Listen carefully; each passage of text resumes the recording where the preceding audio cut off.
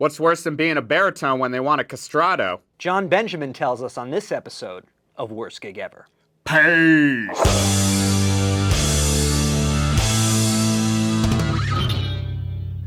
John, welcome to the program. Thank you very much. Thank you for the mug.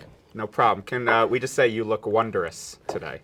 Thank you. That's not a compliment. No, it's a good compliment. I don't know why I did that. Well, it worked out. I like the red over the blue. Straight out the barnyard curtain doors. Hit us up with a Worst Gig Ever story. I fucked a horse. That was my first paid gig, in fairness. So it was the best $30 I've ever made. Yeah. That's not a bad amount. Like when I started out, pretty much all of them were bad. Although I didn't really do stand-up so much. So I was in a sketch group. So you have the benefit of having like other people involved in your failure. Go down with the ship. Yeah, that helps. We started in Cambridge, Massachusetts, in this group with David Cross, who then left. So there was still, there was about 9 of us, and we started doing shows in New York to show people what we do. So it was like the first show at this place on 42nd Street called, I can't remember what it was called, but it was in the basement. It was like a black box theater. Right. Had like 150 seats, and we were like really hyped about it, you know, because it was like our first big show in New York. So we were just kids with a gleam in our eye. And hope in your Was this when the hearts. 42nd Street was the Deuce?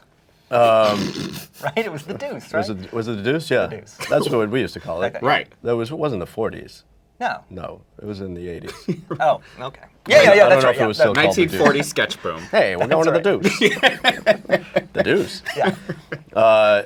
So there was like a green room on the side, and I remember we were like the first show, or it was like the one show of the night, and this comedian Dave Attell, I'm sure you know. Yeah. Dave Attell was opened for us. Like he was, we were friendly with him, and he was nice enough to open for us. And we didn't see the audience before we went out, because it was like off in a room. Right. So Attell went out. I guess I can't remember all the details, but nobody seemed to look like what the show was. Like no one opened the door. And when the show started, Attell went out and did like 15 minutes of stand-up, and then came back in and was like, holy fuck, like he was just like, oh, you gotta be kidding me. And then we had this like 1 hour sketch show. Right. And we went out and there was an old woman in the front, and that was it. There was one woman in the entire theater, and it was my aunt. It was my aunt who I didn't know was coming. Her name was Marion. So it was a nice surprise at least. So, and she was eating a sandwich. And I was like, let's forget this. Like, Attell had just done a 15-minute set for my aunt. And bombed in front of her. Well, Or did he kill? I didn't talk to her. Like, we were so, like, kind of nervous. Right. And we were like, we got to do the show. Right. And everybody there was like, people might show up. Because you're also probably couple like, this people is my did- New York show. We're going to blow it out. Yeah. And that was Big app. that was our New York premiere. It was for my aunt. And after, she was like, I like the comedian. She was this old Jewish woman. She was like, I really like the comedian, and he was really dirty, too, Right. as I remember. So he did like, I remember he did a bit about, he did like a character bit about doing cocaine off his dick to my aunt. She liked him. She liked the racy stuff. It was Times Square. It was was the a 80s. different It was a different time. It was the Deuce. It was the Deuce. It was the Deuce. Did you get any laughs out of her? Not really. I mean, So hard to and gauge the which other material thing was she working. said was that the Reuben was really good. Like she was like really complimented the Reuben. Like I like the Reuben. I like the show was good. I mean, she came to the show, which was crazy. And I don't think I told her about You it. didn't invite her. No, I don't think. I think she probably read about it in like in the paper or A something. leaflet. She's hip to the Deuce. She just she walked the Deuce every weekend. She walked the Deuce. Sometimes you just gotta walk the Deuce alone, you know? Cheers to your Yes, I eye. am. To Aunt Marion, she's alive. She's still alive. May she still be alive. may This one's she- going out to Aunt Marion. May she die in peace. John, you are fantastic at comedy. Thank you. But have you been terrible at jobs before comedy? I'm Notoriously terrible at jobs. I really was not good at anything I'd ever done. I worked for I worked for my dad, who ran a small business, like an electrical supply company. Mm-hmm. So I worked in his warehouse, which was a very good job, because it was like I just did what I wanted, right. And everybody sort of had to like me. Right.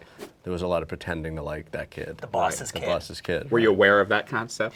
Yeah. Like while you were there, but you were like, ah, fuck it. I was good with it, like, yeah. Right. And there was, it was a big warehouse where you could have, have light bulb fights and stuff like that. Light bulb fights are fun.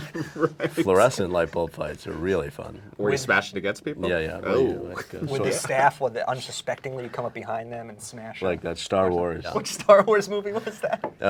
No, where we would Empire Strikes Back, where they just start whacking each other. It's like a lightsaber. Of course, yeah, lightsaber, yeah. You haven't seen Star Wars yet? I'm not familiar with this. Oh, all right. Well, they had these lit, so whatever. Oh, yeah. Just see Star Wars, and you'll know. I've heard good things about it. Watch Star Wars. One summer, my dad hooked me up with a job with one of his friends who was building a warehouse. He was making a warehouse, and I got the job to build the shelves in the warehouse for. He ran like he was, he was like stock inventory for his inventory. And I had no conception of how to build shelves. Like physically it was build a total, them out of wood or put them together? Build them out of wow. I had these wood and then really good with like power these little tools. and it was totally like, go build my shelves. All right. And I was totally alone. Like that's the word, like it's just me and like a boom box. What were you listening to at the time? I imagine it was like a lot of like Fix, potentially. Yeah, sure. Fix. Yeah. For the listener, the Fix were a band in the early to mid 80s who had a big hit with One Thing Leads to Another. I once saw them perform on a ship while I was on land. I would also like mow his lawn and shit. So I was like just the kid who'd be like, I walk in, how's the shelves coming? There's no shelves in here yet. Yeah, I'm still like trying to figure out how to get the get the proportions. I was like mapping it out. Go mow my lawn and gotta walk my dog and whatever, shit like that. So it'd be like this kid who'd be like, all right, someone else is gonna build these Glorified anyway. houseboy kind of. And then a guy came in like midway through. I can't remember his name, but he came in from prison and was on a work release somehow, and he all of a sudden just started showing up, and he was like this guy. So I worked with him for the remainder of the summer. He could actually build shelves, which was good, but he spent most of the day. This guy had a lot of copper wire, so he spent most of the day cutting, trimming the wire, right. Putting it in a bag, and then taking me to go sell it for cash for prison. And I couldn't understand a word he was saying. He was Hispanic. And he was always just like, we want to get more copper, man. We got to get more copper. We got to get more copper. Bring it to like a, right. He made like whatever, $11 right. off all this copper. So he just keeps like. Did you ever get a cut of that copper cash? No, I gave him all the money. Like I was like, this is your deal. Right. Like, I don't know how much $11 in Walpole State Prison is, but you're doing well this summer. Right. I was just happy he could build shelves, because I was like, panicky about not finishing the shelves. Did they end up getting finished? We did like a little bit, I think. So he would go. He was on a work release, so he would go back to prison every night. Yes, he would. Wow. A van would pick him up and drop him off. Oh my God! And that's terrifying. they would handcuff him. Like he was free to roam all day, selling copper, walking around. He made the worst and the best part of that was he brought me to his cousin's to f*** her. And to tape it with a beta cam, like he was making porn. And I met, and he wanted me to be in it, I remember, and I'm like, I can't do porn today. I was like 17. He was like, oh yeah, you gotta get in on this. I'm like, oh no, no way. This format's going places. We're gonna get fired. Right. But then I'm gonna get fired. You're in jail. You got nothing to lose. You're like, I've got my whole life ahead of me.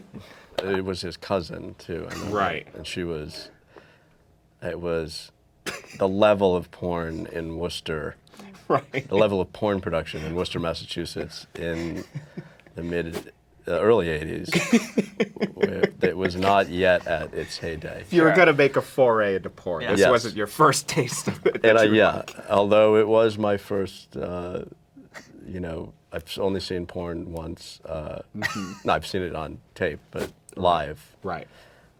in Los Angeles. I've seen it once, and in Worcester with two cousins, incest porn. Wait, did you end up taping it? No.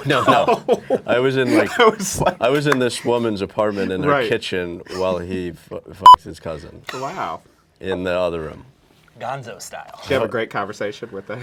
Well, he was like, this was like probably on the way, like, I'll sell some copper, then we're gonna go with my cousin. Make some porn with my cousin. He had like no teeth. It was like, everything was pop off. Like, there was like, people for my cousin. For my cousin, we'll make a tape. I'm not doing it. I'm doing it like a bad Mike Tyson. And he But- was the best friend you've ever had. Yeah. That was a good day. Like I was like, I knew like this. I'm like, this is gonna be a story. I can Tell on a tell web to show. you guys. Yeah, Yeah. perfect. 20 years it's been since I've told that story. It's fantastic. So John, you're clearly very talented in a lot of different fields. Thank you. Whoa, what's something that you're not so good at? I have to say I wasn't very good at coming up with an answer for that question when you first asked it. I was terrible at it. I had no idea what to say. You want to Right. throw to the clip? Yeah, let's take a look at me not being able to come up with the answer to the question that they asked. Basically, I'll say that you're good at all these things. What aren't you good at? What am I not good at? Yeah. Holy shit. I'm so good at everything. That is the hard part sometimes. Are we going? Should we do it? Oh, that was it. If you have, I mean, Great bit, right? So we got it, right? We're good. We right? got it? Yeah, we're good. John, that was pretty terrible. Yeah, it was Yeah, miserable. I was like, I was stumped. I had nothing. It was impressively Yeah. awful.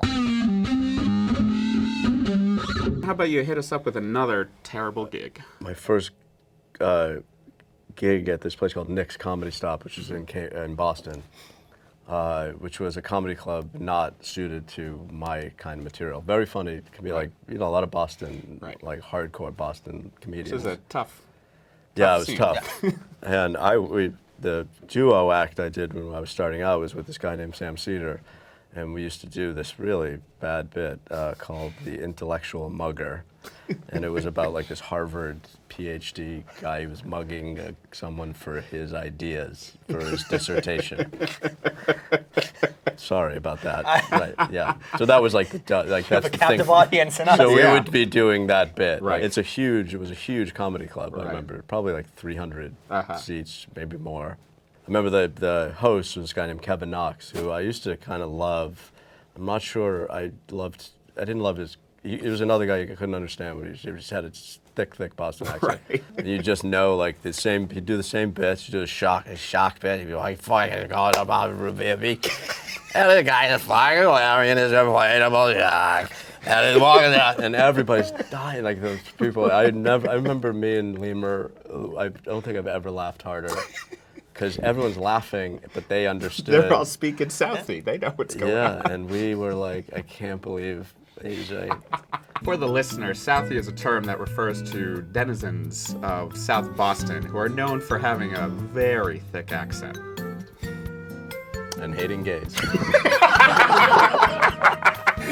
He was the host of this one night that we got, and we went up and we did that intellectual mugger bit, and it was a awful bomb. Like Shocker, we were, it's not going over you know, well like with them. like really flop sweaty. Right. The first 30, 40 seconds into it, it's just like, she's just like, oh my God. And then Kevin Knox came back up like in the middle of the bit and was like, grabbed the mic from me, like, all right, fuck that. What the fuck? What the fuck? He goes, get the off. Like we were like, it was like Night at the Apollo. Like we got the hook. Sandman came out. But he came out to us. It was really, and we were like, thank you so much. For Yeah. Like in the end, we were like, he was like, hey, I'm sorry, you guys f***ing suck. Yeah, it was really funny. And then it was like a mob run comedy club, so you go back and get paid, and there were guys with guns on the table, like these guys, playing cards, playing cards, and then you get like $20, and thank you. Wow. Never went back to next comedy store. Understandable. Except to watch Kevin Knox. It was, Of course. Yeah. So, John, a question that we ask all of our guests. What do you think of the word gig? I don't know the etymology of it very Right. much. It sounds like Russian slang for cum, maybe. Right. Like a gig on you. But that would make no sense for what it means now. But maybe it's short for something. I mean, I was about to say it's short for gigging, which Yeah. is Gigging. not really. Which is also Yes. a idiomatic term. Yes. Yeah. Right. When you're gigging someone off. A gig. A gig 5 times a day. All over your head, a gig. That will be hopefully the new use of the term gig. Yeah. If we have our way, here's to gigging. I'm That was good gig. I just gigged right now. just gigging my pants. Much vodka makes good gig.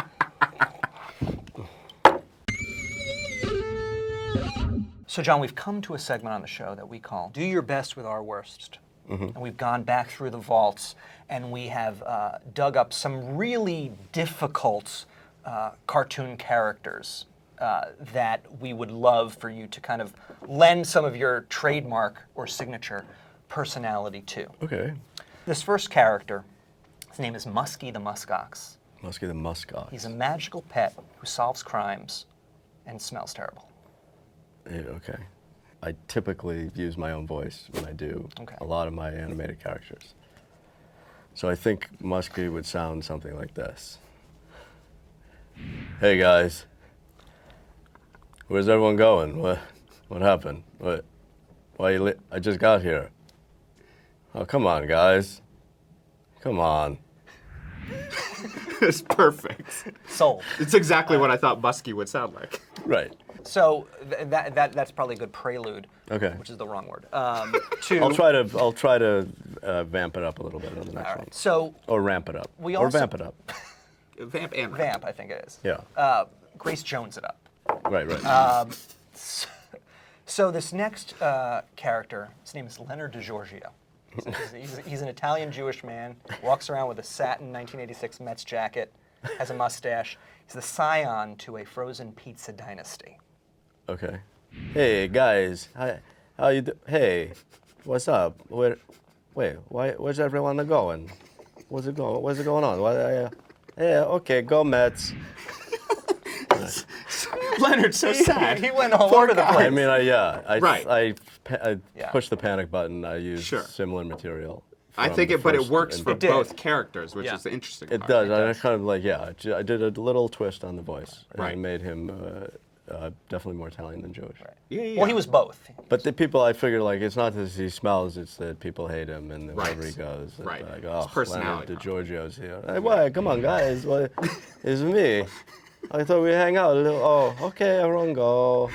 Sounds like he's either born in Israel or... He lives in the Little Italy section of Tel Aviv.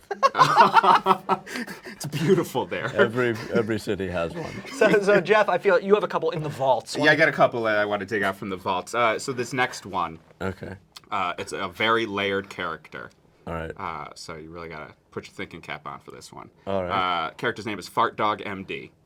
Fart Dog MD. He is a dog with flatulence problem, but he's also a doctor. A doctor. Yes. A medical doctor. All right. Miss Solomon? I have some very bad news for you. You have cancer. And it is inoperable. You have 6 to 9 months to live, at best estimates. So I would get your house in order.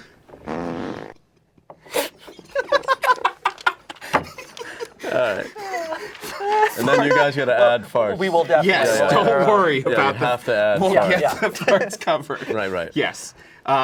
We just have one more. Okay. We got one more for you. Again, another really layered character. This character's name is Stanley, the most boring man in the world, and he has no attributes whatsoever. All right.